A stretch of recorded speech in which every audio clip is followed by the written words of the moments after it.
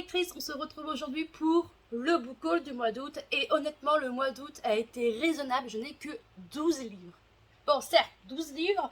Un collector qui m'a coûté deux collectors en neuf, deux collectors, des BD. Donc ok, j'ai mis le prix, je l'avoue totalement. Mais il y a de l'occasion, il y a du neuf, il n'y a que 12 livres. Dont des livres que j'ai achetés pendant mes vacances. Pour ceux qui ne savent pas, je suis partie au Pays Basque, à Bayonne. Et du coup, on a fait Bayonne, Biarritz, anglais. Et on a adoré, Anglette, pardon. Et on a vraiment adoré. Et du coup, je vais commencer. Bien sûr, je vais vous préciser où je les ai pris. Je suis pas bête. Et je pense qu'on va commencer par l'occasion. Comme ça, ce sera fait. En occasion, dans un vide-grenier, du coup, à Bayonne, j'ai trouvé un comics de Deadpool et Gable. Du coup, c'est les grandes alliances collection. Ça, je pense que c'est les trucs Panini qui coûtaient 3 euros à Carrefour. Et Deadpool est clairement mon super-héros favori. Et je n'ai jamais lu de comics de ma vie. Je me dis, tiens, il y en a un là. Pourquoi pas tenter? Je cherche une photo de Deadpool et j'en trouve aucune. Super. Et Deadpool est clairement... voilà, par exemple, là, vous avez Deadpool. Je ne l'ai pas encore lu, mais bon, je sais que Deadpool est assez violent, rien que les films sont violents. Mais je sais que Deadpool, j'aime beaucoup le côté violent, mais le côté anti-héros et le côté humour. Il a un humour assez noir que moi, ça me fait rire. Voilà, faut pas chercher. Mais du coup, oui, je me suis trouvée d'être petit... là, il y en a une belle, là, de Deadpool.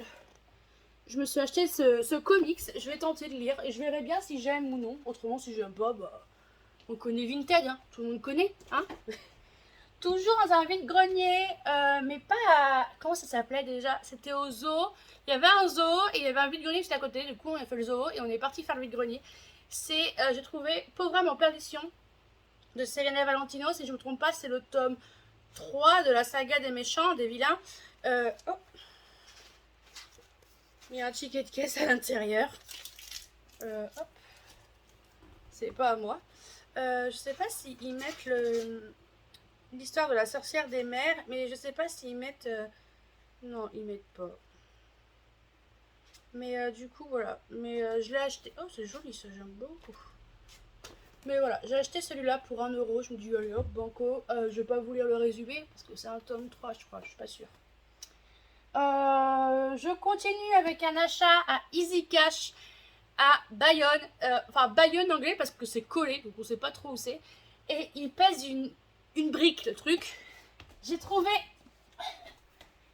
Notre-Dame de Paris de Benjamin Lacombe, illustré par Benjamin Lacombe et Sébastien Perret, je crois. Je suis pas sûre, mais je crois qu'il n'y a que Benjamin Lacombe, je vais vous le dire. Et il m'a coûté 40 euros. Voilà, je vous le dis. Mais c'est un roman, un livre illustré, un très beau livre illustré, en très bon état, bien sûr. Autrement, je ne l'aurais pas acheté. On se l'est travaillé dans la valise, on l'a collé entre des vêtements pour pas qu'il soit abîmé. Voilà. Je vous montre les premières pages, vraiment. J'ai craqué. Mon copain dit ouais, mais faut le ramener et tout. J'ai fait ouais, mais c'est Notre-Dame de Paris, c'est illustré par Benjamin Lacombe. Voilà, et tout. Et c'est mon tout premier Benjamin Lacombe, j'ai complètement craqué dessus. Je vais le lire, oui, mais après c'est Notre-Dame de Paris, j'avoue que ça me fait un peu peur. Je cherche un endroit, parce que là vous avez beaucoup de pages. Ah là. Là, vous avez certaines pages avec des petites gargouilles. Tout le monde connaît. Et là, c'est en gros, c'est Notre-Dame de Paris de Victor Hugo, illustré par Benjamin Lacombe. Et j'ai craqué. C'est un très bel objet livre. Il coûte cher, mais je peux vous dire que lui, il est précieux. Voilà. Plus précieux qu'à De Saxty, je dirais quand même. Mais enfin, même si tous mes livres sont précieux, mais voilà. Et on a là Easy Cash. Il était tout petit par rapport à ceux de chez nous. Et là, je vois Benjamin Lacombe. J'ai fait. J'ai bugué clairement dans le Easy Cash. J'ai fait. Psst, psst. Et je dis, je le veux, s'il te plaît. Il regarde le prix, il fait, sérieux? Oui, oui, oui, oui. Puis du coup, j'ai craqué pour ce livre. Mais je me suis dit que si je craquais pour ce livre, je diminuais mes achats en librairie. Et j'ai diminué, j'en ai acheté qu'un. Voilà. On continue en occasion, mais c'est une nouveauté Hugo du mois dernier. C'est Pourvu qu'on ne s'aime jamais de Dahlia Blake. Je l'ai acheté sur Vinted. C'est une suite de Quand fleurit. C'est déjà quoi? C'est les azalées fleurissent en hiver que j'ai pas aimé. Je suis désolée, mais moi je l'ai pas aimé. Et du coup, j'ai voulu tenter avec son deuxième, mais je l'ai pris d'occasion. Comme ça, si j'aime pas, j'ai pas trop de regrets d'avoir dépensé 8,90. Faut que je me le tente. En plus, ça fait très été. J'adore la couverture par contre. Mais il faut vraiment que je me le tente. Mais voilà, j'ai pas eu le temps cet été, donc je verrai plus tard. Mais en gros, je vais vous lire le résumé, ce sera beaucoup plus simple, on le sait tous. Passer un mois sous le soleil de Martinique pour le mariage de sa sœur, le rêve. Pas pour Hortense. Revenir dans la maison de famille lui donne des cauchemars. La seule chose qu'elle déteste encore plus, ce sont les hommes. Il faut dire qu'elle n'avait pas prévu de tomber enceinte à 17 ans et d'enchaîner les déceptions amoureuses depuis. À presque 28 ans, c'est décidé, elle tire pour de bon un trait là-dessus. Enfin, jusqu'à ce qu'elle tombe sur Raphaël. Il la prend pour une demoiselle en détresse, elle le rembarre, il la défie, elle le nargue. Raphaël a grandi entouré de femmes fortes. Il n'a rien à prouver. Alors pourquoi ne peut-il pas s'empêcher d'essayer de convaincre Hortense qu'il est différent? Heureusement, il y a une chose sur laquelle ils sont d'accord. S'il doit se passer quelque chose entre eux, ce ne sera jamais de l'amour. Mais même si ça y ressemble fort. Seulement, moi j'aurais mis, mais ça y ressemble fort. Voilà, donc pourquoi pas. À Easy Cash, non chez nous, à Easy Cash par chez nous, à Cholet, j'ai trouvé Catch and Shout de Julie Julliard, publié chez Addictive dans leur collection Luve. Je sais qu'il est question de basketteur. Comme d'hab, on lit le résumé, hein.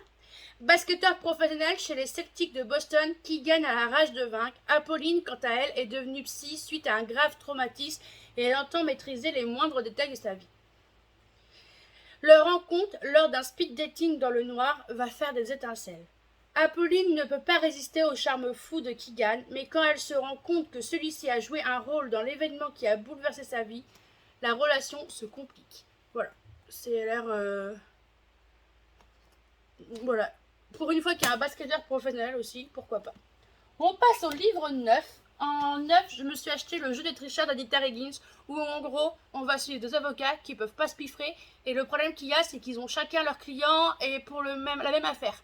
Donc on sent bien les étincelles, c'est ce que j'ai compris. Je pense savoir plus, je vais le lire prochainement, je pense que je vais le lire dans le mois ou le mois prochain max. Et en plus, j'ai eu la chance de pouvoir participer à la précommande. J'ai envoyé ma précommande, du coup on a eu des post-it, on a eu un marque-page, on a eu des un sticker et une carte dédicacée, et j'étais choquée, j'avais oublié que j'ai dédicacé, et un tote bag qui est là-bas. Je sais pas trop où je l'ai. Si, il est en face de moi, mais bon, si je le cherche, ça sera un peu bête. Et du coup, j'ai hâte de lire. Je pense que je vais le lire vraiment prochainement. On continue avec un roman qui avait beaucoup parlé sur BookTok, Booksta et tout ce que vous voulez. Il s'agit de Icebreaker de Anna Grace. Alors déjà, il y a écrit pour public averti derrière, et il est là, juste là, regardez, pour public averti, je sais pas si vous allez voir. Et je l'ai trouvé au rayon Young Adult. Alors faites très attention. Mais en gros, on va suivre un hockeyeur et une patineuse artistique. L'un des deux, leur patinoire va être en travaux, je crois, où il va fermer complet. Sauf que ils vont devoir partager la même patinoire en fait lors de leur entraînement. Et c'est pas l'amour, quoi. C'est pas la joie entre les deux, à ce que j'ai compris. Du coup, la fille, elle veut pas le voir en peinture, mais le mec a immédiatement flashé sur elle. Du coup, pourquoi pas un mélange de sport, patinage et hockey qui est complètement différent, qui se passe sur la glace, mais d'un côté, c'est tout en légèreté, et de l'autre côté, c'est bien brut. Donc, ça a l'air plutôt pas mal. On part en collector cette fois-ci. Je me suis acheté Ces promesses maudites de Lexi Ryan, publié chez De Saxus. En collector, c'est pas rigolo. Le collector, déjà la jaquette, je la trouve très belle. J'adore la jaquette. J'adore le jaspage. Hop. Je vais vous montrer le jaspage. Il est très très beau. L'intérieur, il y a un truc brillant bleu là qui est trop beau. Des deux côtés, c'est pareil. Enfin, je crois. Oui. Mais je suis déçue de la couverture reliée. Voilà, la couverture reliée, c'est vraiment... Elle est rouge, au rouge orangé à peu près. Et en fait, il y a une... Je sais pas comment vous montrer. Là. Je vous montre vite fait comme ça grâce au Velux. Merci le Velux. Mais il y a une surbrillance. Je sais pas si vous allez voir. Mais en fait, il y a une surbrillance qui représente une sorte de soleil avec une épée au milieu. Et j'avoue que sur ça, je suis un poil déçue. Parce que... À l'intérieur, ça représente comme ça. Parce que...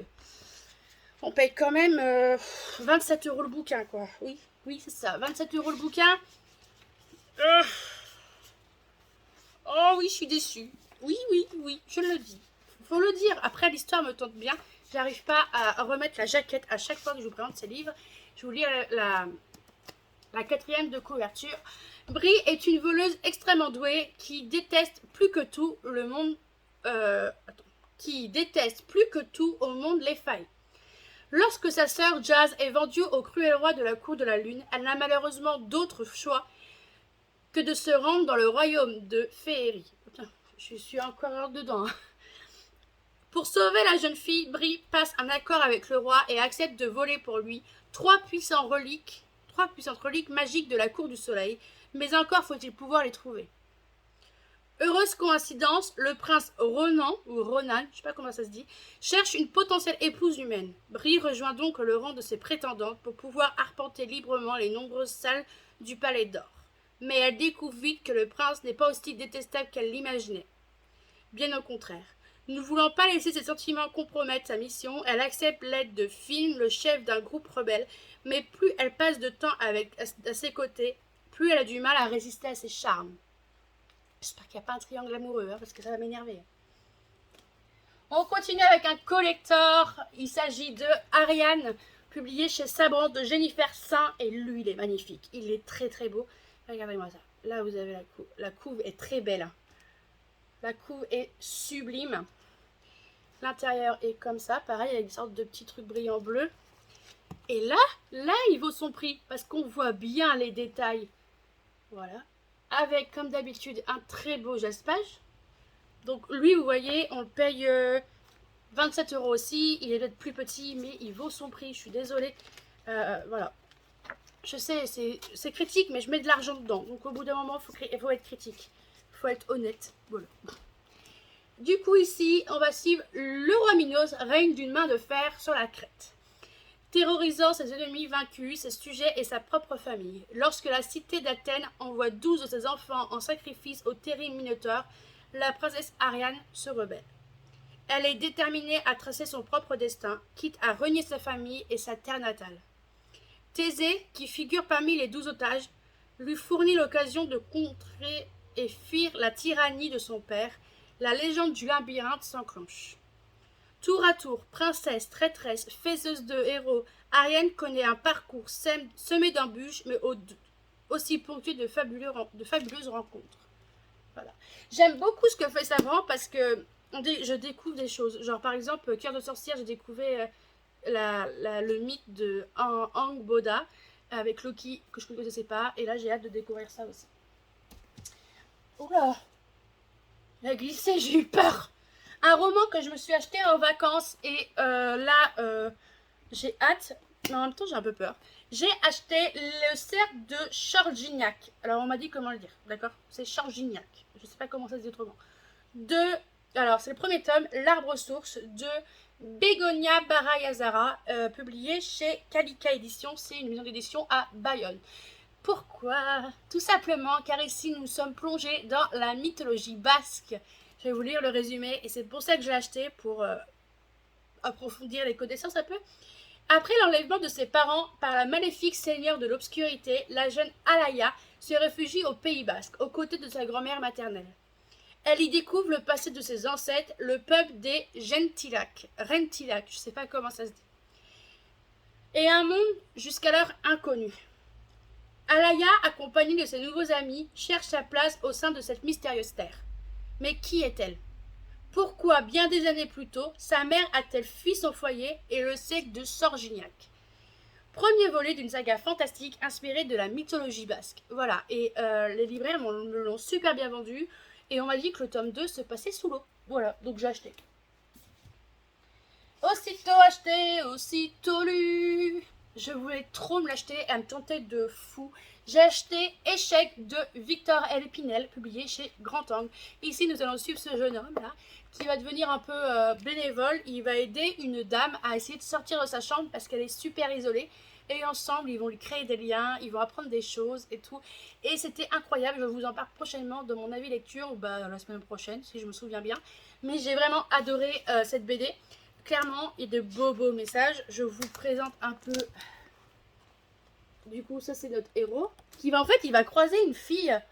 Il va être dans le tram du métro, enfin du tramway là du coup. Et au moment où la porte va se fermer, il voit une fille.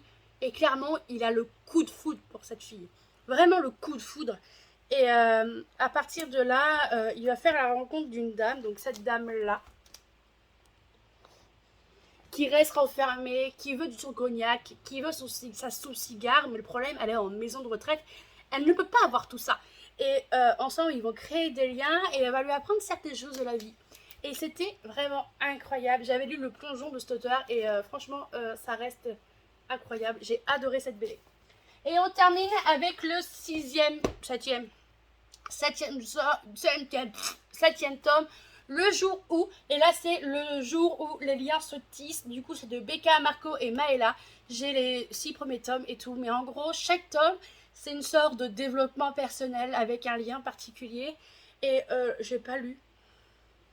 Au pire, je vais vous lire le début. Il écrit: dans la vie, nous sommes souvent prêts à bien des sacrifices pour préparer une amitié, un amour, un lien, pour ne pas déplaire, même à répondre à des attentes qui ne sont pas les nôtres. Voilà. Et en gros, c'est des trucs un peu de développement personnel qui nous expliquent pourquoi il faut certaines choses qu'il ne faut pas faire dans la vie, car clairement, ça va vous bouffer et ça peut créer des problèmes, quoi. Mais du coup, moi, j'aime beaucoup ces BD, j'aime bien en lire de temps en temps.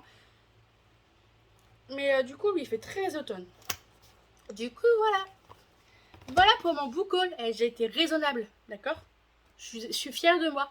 Voilà pour mon book haul du mois d'août. Je vous préviens tout de suite, lui du mois de septembre, je suis pas sûre qu'il soit aussi raisonnable que celui-là. Parce qu'il y a des sorties. Oh là là, on est dans la mouise, clairement. Du coup, j'étais plutôt raisonnable, même pendant mes vacances. Du coup, laissez un commentaire s'il y a des romans qui vous tentent. N'hésitez pas à mettre un commentaire, un pouce en l'air, un petit emoji, pile de livres pour me soutenir et tout. À vous abonner, ça fait plaisir, c'est gratuit. Et je vous dis à dimanche prochain, ou peut-être à mercredi, on sait jamais. Hein, à la semaine prochaine. Du coup, à dimanche prochain pour une nouvelle vidéo. Logiquement, c'est la vie lecture du mois d'août et j'ai plutôt bien lu. Je suis fière de moi. Donc, bye bye!